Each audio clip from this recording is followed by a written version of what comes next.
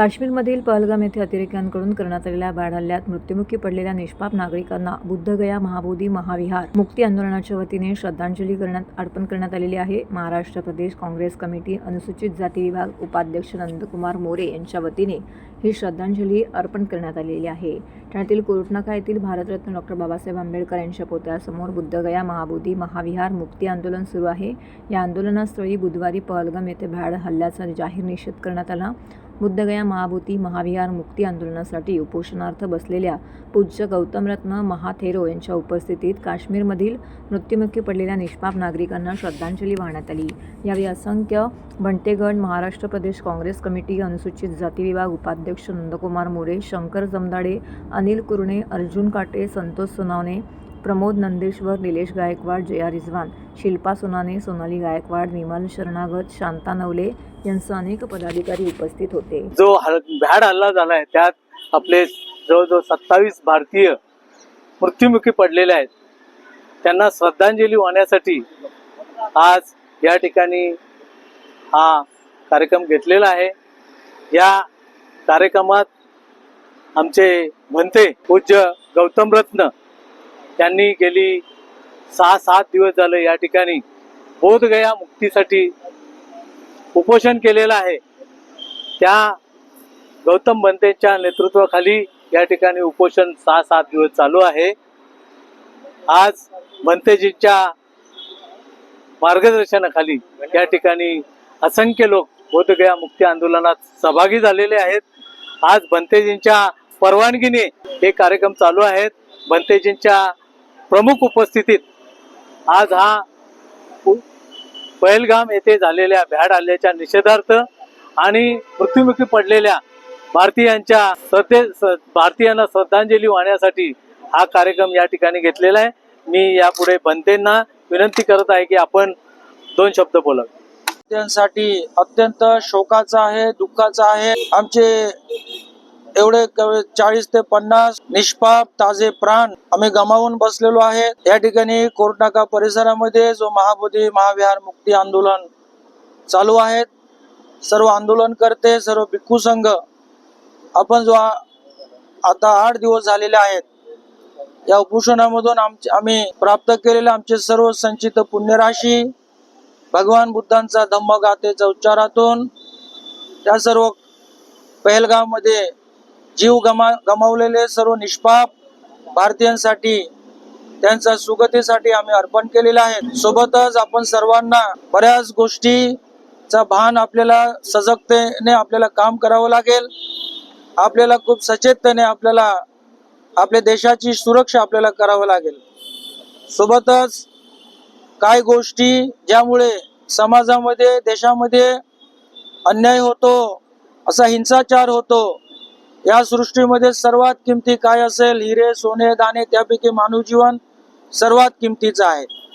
आणि असे सर्वात श्रेष्ठ किमती असं दुर्लभंच मनुष्यत्व मानवी जीवन सर्वात दुर्लभ आहे। एका माणसाने दुसऱ्या माणसाचा जीव हरण करतो, त्याचा हत्या करतो, कुठून त्याला एवढे प्रोत्साहन, एवढी प्रेरणा, एवढा उत्साह, एवढे जोश कुठून भेटतो? त्यासाठी आपण आत्मचिंतन केलं पाहिजे। आपण त्यासाठी निरीक्षण केलं पाहिजे, संशोधन आपण केले पाहिजे। वेळोवेळी आपण विज्ञानामध्ये मेडिकल सायन्स असतील, पर्यावरण असतील, बऱ्याच पॉलिटिकल सायन्स असतील, आपण सतत त्यामध्ये सुधारणा करीत असतो।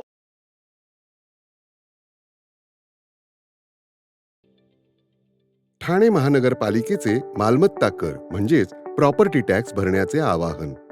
सन 2022-23 या आर्थिक वर्षाचे मालमत्ता कराचे म्हणजेच प्रॉपर्टी टॅक्सचे बिल ठाणेकर करदात्यांना महापालिकेमार्फत आर्थिक वर्षाच्या सुरुवातीस म्हणजेच माहे एप्रिल 2022 मध्ये देण्यात आलेले आहे। तथापि अद्यापही काही करदात्यांनी मालमत्ता कर महापालिकेकडे जमा केलेला नाही। सध्या आर्थिक वर्षाचा अंतिम टप्पा सुरू झाला आहे। मालमत्ता कर वसुलीसाठी महापालिकेतर्फे कडक कारवाई हाती घेण्यात आली आहे। या अंतर्गत जंगम मालमत्ता, टीव्ही, फ्रीज, वाहन व इतर जप्त करणे तसेच स्थावर मालमत्ता वॉरंट बजावून जप्त करण्यात येत असून मालमत्तेचा जाहीर विक्रीद्वारे लिलाव करून कराची रक्कम वसूल करण्यात येत आहे। मालमत्तेस पाणी पुरवठा करण्यात येणारे नळ संयोजन खंडित करण्यात येत आहेत। त्याचप्रमाणे थकीत मालमत्ता करावर 2% व्याज आकारले जात असल्याने भरावयाची रक्कम वाढत आहे. आपला मालमत्ता कर propertytax.thanecity.gov.in या लिंकद्वारे तसंच गुगल पे, फोन पे, पेटीएम याद्वारे ऑनलाईन पद्धतीने करण्याची सुविधा उपलब्ध करून दिली आहे. शनिवार, रविवार व सार्वजनिक सुट्टीच्या दिवशी नागरिकांना मालमत्ता कर भरणे सोयीचे व्हावे याकरता महापालिकेचे मालमत्ता कर संलग्न कार्यालय या दिवशी कार्यान्वित ठेवण्यात आलेले आहे. तरी मालमत्ता कर वसुलीची अप्रिय कारवाई टाळण्याच्या दृष्टिकोनातून मालमत्ता कर भरून महापालिकेस सहकार्य करावे. धन्यवाद.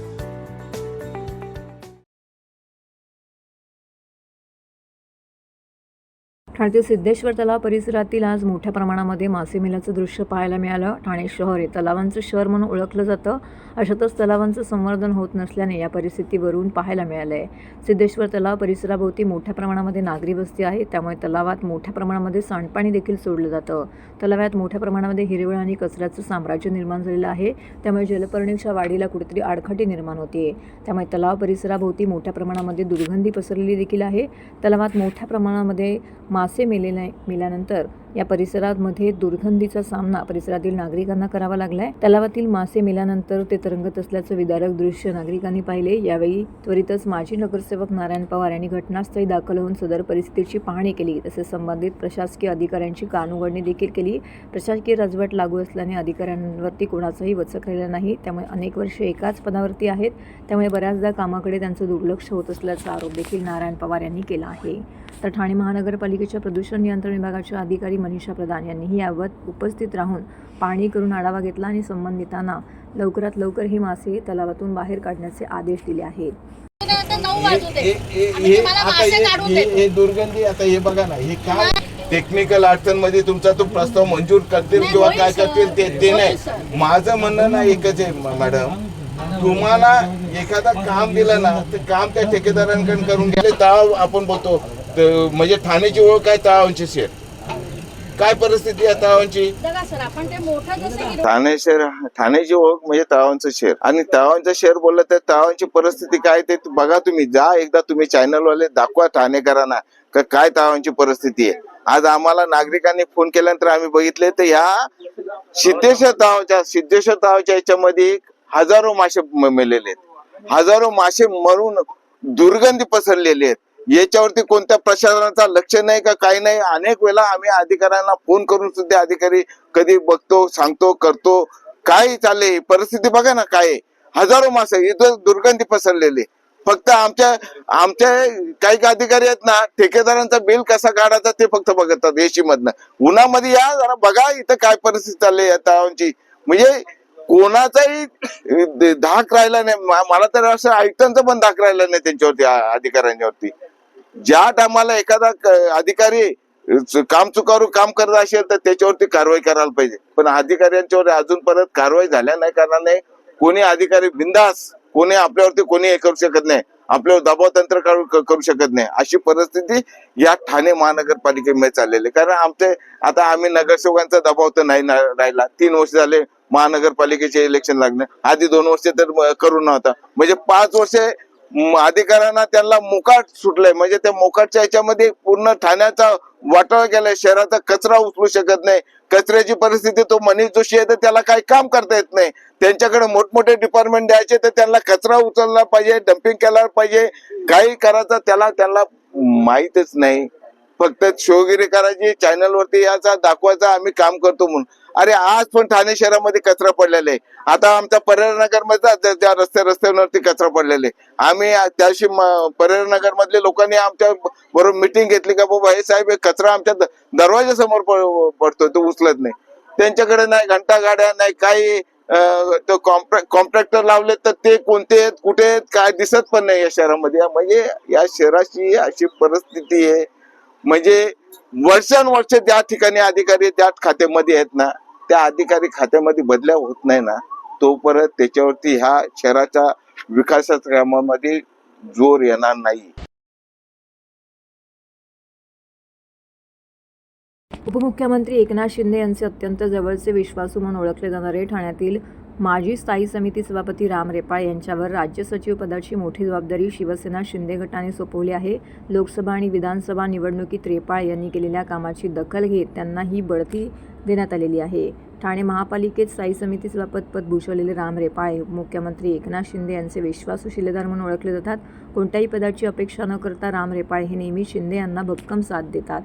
शिवसेनेचे 2 गट झाले तेव्हाही रेपाळ यांनी शिंदेंच्या रणनीतीनुसार ठाकरे गटाचे कार्यकर्ते पदाधिकारी आपल्या गटात आणण्याची कामगिरी चोख बजावली आहे. लोकसभा आणि विधानसभा निवडणुकीतही त्यांनी अशक्य असलेल्या जागा निवडून आणल्यात. मागील काही दिवसांपासून शिवसेनेत सुरू असलेल्या इन्कमिंगचे मास्टर माइंड रेपाळ हे आहेत. त्यांच्या या कामगिरीची दखल उशिरा का होईना घेण्यात आलेली आहे. राम रेपाळ यांना महाराष्ट्र सचिव पदाची जबाबदारी सोपवण्यात आलेली आहे.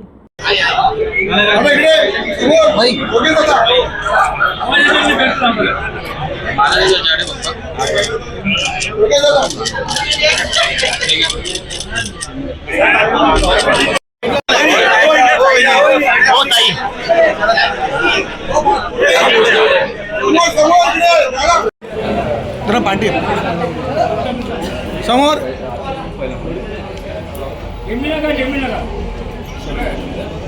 थोड़ा मोबाईल पाठी घ्या ना भाई. हे पाठी घ्या थोडं पाठी घ्या. येत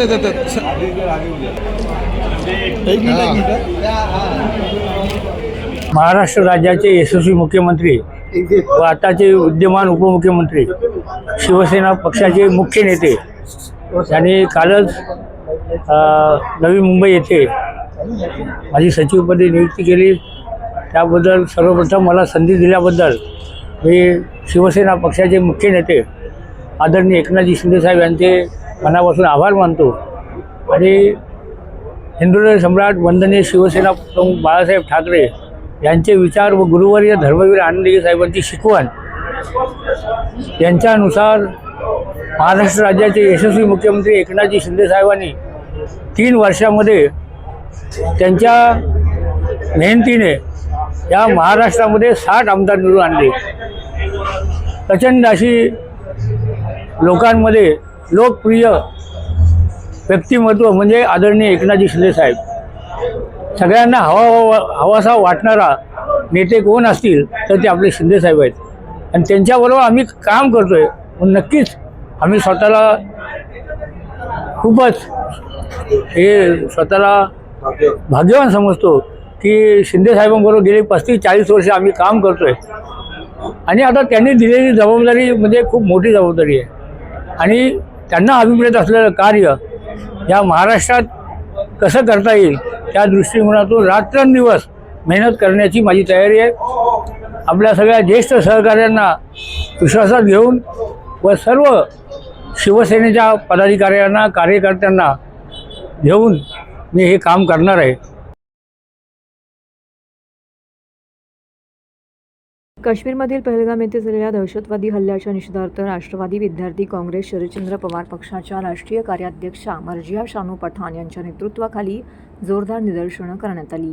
यावेळी आंदोलकांनी दहशतवाद्यांचा प्रतिकात्मक पुतळ्यास फाशी देखील दिली. काश्मीर पहलगाममध्ये दहशतवाद्यांनी केलेल्या हल्ल्यात सुमारे 26 जणांचा मृत्यू झाला असून त्यामध्ये महाराष्ट्रातील 6 जणांचा समावेश आहे. या घटनेच्या निषेधार्थ मुंब्रा अमृतनगर येथे राष्ट्रवादी काँग्रेस शरदचंद्र पवार पक्ष MSP केअर फाउंडेशन यांच्या वतीने जोरदार आंदोलन करण्यात आलं. याप्रसंगी आंदोलकांनी दहशतवाद्यांच्या निषेधाच्या घोषणा देखील दिल्या.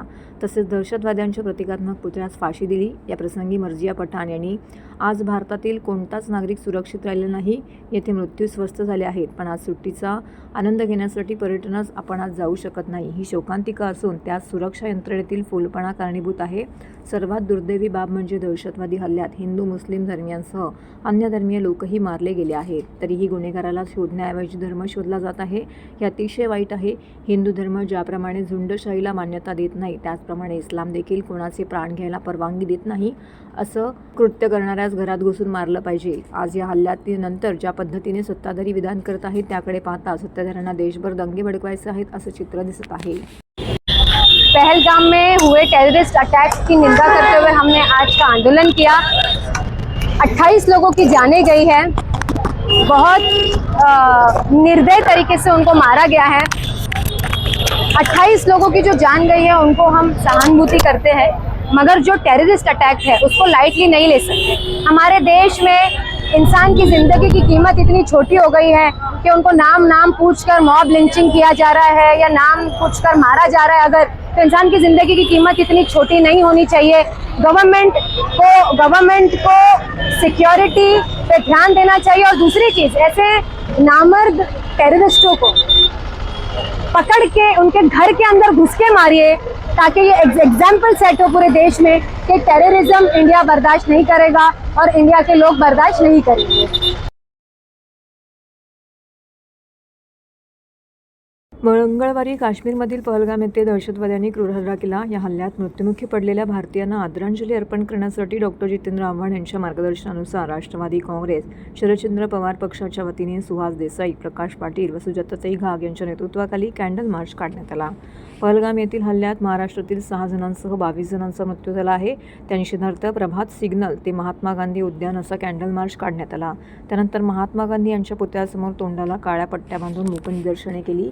या प्रसंगी सुहास देसाई यांनी सांगितलं की या देशातील सुरक्षा व्यवस्था अत्यंत ढिसाळ झाली आहे। पुलवामा, उरी आणि आता पहलगाम हे हल्ले सरकारचे अपयश आहेत। त्यामुळे गृहमंत्री अमित शाह यांनी राजीनामा द्यावा अशी मागणी केली आहे। तर सुजाताताई घाग यांनी मोदी यांच्या काळात होत असलेले हल्ले संशयाचे आहेत, त्यामुळे संपूर्ण सरकारने नैतिकतेच्या मुद्द्यावरती राजीनामे द्यावेत अशी मागणी यावेळी करण्यात आलेली आहे। या आंदोलनामध्ये रचना वैद्य, जतीन कोठारे, कैलास हावळे, राजेश साटम, राजेश कदम, सुनील कुलाडे, दिलीप लोखंडे, राहुल ठाणेकर, सुरेश सिंग, दत्तात्रय जाधव, इक्बाल शेख, मलिका पिल्ले, रेणुका अलगुडे, सीमा वैष्णव, केतन जेधे, विष्णू माने, वसीम खान, विक्रांत घाग, दिगंबर गरुड, किरण पवार, हरिवंश चौहान, विक्रम सिंग, विशांत गायकवाड सहभागी झाले होते। ॲक्च्युली हा जो हल्ला झाला हा अक्षरशः घृणास्पद आहे। हे अतिरेकी देशात आलेच कसे? जर आमचे 56 इंच सीनावाले बोलतात की आम्ही इथे चौकीदार म्हणून उभे आहोत, मग ते आमचे चौकीदार गेले कुठे होते? मी याच्यात राजकारण्यांना किंवा दोष कोणाला देणार नाही। आमची राष्ट्रवादी काँग्रेस पक्षातर्फे ही दुःखद घटना आहे आमच्यासाठी सुद्धा, कारण महाराष्ट्रातले जवळजवळ 7 ते 8 लोक आमची गेलेली आहेत। हे आमचे भावंड आहेत। ती कुठच्या जाती धर्माची होती हा विषय नाही, माणूस केलाय। मग त्याच्यामध्ये आता राजकारण करत बसले ते करू दे, त्यांना राजकारण करू दे। आम्ही फक्त आम्हाला एक आतून दुःख झालं की आमच्या कुटुंबातलं, आमच्या फॅमिलीतली ही लोक जी 20 किती लोक गेली, 27 लोक टोटल गेली, म्हणजे आत्ताची जी माहिती आहे ती गेली, ही आमच्या कुटुंबातली होती, आमच्या भारतातली होती। तो कुठच्याही जाती धर्माचा असू दे, आम्ही त्या हल्ल्याचा निषेध करतो। आणि हा निषेध करताना तुम्ही पुढे काय विचारले मला माहिती आहे, मी स्पष्ट सांगतो की गृहमंत्र्यांनी थोडी जरी लाज लज्जा काही असेल तर आपला राजीनामा द्यावा। आणि या देशाला एक संकट आहे, मोदी सरकार एक संकट आहे, या संकटातून मुक्त करावं अशी ईश्वरजनी प्रार्थना करतो। आणि इथे शांतीदूत आमचे महात्मा गांधीजी ज्यांच्या इथे आम्ही आलोय की आम्हाला शांती पाहिजे, आम्हाला क्रांती नको आहे, त्यांच्या इथे आम्ही आज प्रार्थना करायला सगळे आलो। आम्हाला अजूनपर्यंत माहिती होतं आमची 56 इंची छाती आहे, ती तिथे पाहरेदारी करते, ते चौकीदार पण आहे। मग कुठे गेले अशा वेळेला चौकीदार? यांना माहीत का नाही पडत? आणि प्रत्येक वेळेला हमले आल्यानंतर हे बाहेर देशात कसे असतात? हे गणित काय? माझं हे म्हणणं नाही की ह्यांनीच कळवलं असेल किंवा नाही। हे राजकारणी कुठचे आहेत? हे हडकोड राजकारणी नाही आहेत, हे घाणेरडे राजकारणी आहेत। यांच्या राजकारणाचा जो दर्जा आहे तो मुळात घसरलेला आहे। त्यामुळे यांच्याबरोबर जास्त न बोललेलं, आजच्या तारखेला न बोललेलं चांगलं राजकारणावर, कारण ही आमच्यासाठी तमाम भारतीयातल्या प्रत्येक एक नागरिकासाठी खूप मोठी दुःखद घटना आहे। आज आम्ही गांधीजींच्या पुतळ्याच्या समोर आम्ही राष्ट्रवादीचे सर्व कार्यकर्ते इथे आलेलो आहोत। आज काल जो भ्याड हल्ला झालेला आहे आपल्या भारतीय नागरिकांच्या वरती, त्याचा निषेध नोंदवण्यासाठी आपण इथे आलो। आज महाराष्ट्रातले जवळजवळ 7 लोक वेगळ्या वेगळ्या जिल्ह्यांमधले त्याच्यामध्ये शहीद झालेले आहेत। आपला एक अधिकारी सुद्धा मोठ्या पोस्टवरचा शहीद झालेला आहे। आणि आपल्या देशामध्ये अशा प्रकारची जी चाललेली कारभार आहे त्याचा निश्चितपणे निषेध करण्यासाठी आम्ही इथे आलेलो आहोत। जम्मू काश्मीरमधील पहलगाम येथे हिंदू पर्यटकांवरती दहशतवाद्यांनी बेछूट गोळीबार केला। त्यामध्ये एकूण 26 पर्यटकांना मारण्यात आलं। त्यापैकी 20 जण हे जखमी झाले आहेत। त्या मृतांपैकी 6 जण महाराष्ट्रातील डोंबिवली, पुणे, पनवेल मधील होते. ही हत्या एवढी क्रूर होती की दहशतवाद्यांनी त्यांचा धर्म विचारून त्यांच्या कुटुंबासमोर त्यांची हत्या केली. या घटनेने संपूर्ण भारत देश हादरला आहे. या झालेल्या घटनेचा निषेध करण्याकरिता शिवसेना उद्धव बाळासाहेब ठाकरे ठाणे जिल्हा शाखेच्या वतीने जांभई नाका येथील चिंतामणी चौकात पाकिस्तानी ध्वजदहन करून पाकिस्तान मुर्दाबाद, केंद्रीय गृहमंत्री राजीनामा द्या अशा घोषणाबाजी केल्या. तसेच केंद्रीय गुप्तचर यंत्रणा व केंद्र सरकार करतायत काय, तसेच कलम 370 रद्द केल्याचे हेच ते काय फायदे अशा आशयाचे फलक देखील दाखवण्यात आले. या शहीद झालेल्या हिंदू पर्यटकांना श्रद्धांजली अर्पण केली. त्यावेळी शिवसेना नेते माजी खासदार राजन विचारे, संपर्क प्रमुख नरेश मुनेरा, उपजिल्हा प्रमुख कृष्णकुमार कोळी, सुनील पाटील यांसह असंख्य शिवसेना पदाधिकारी येथे उपस्थित होते. हल्ल्याचा निषेध व्यक्त करत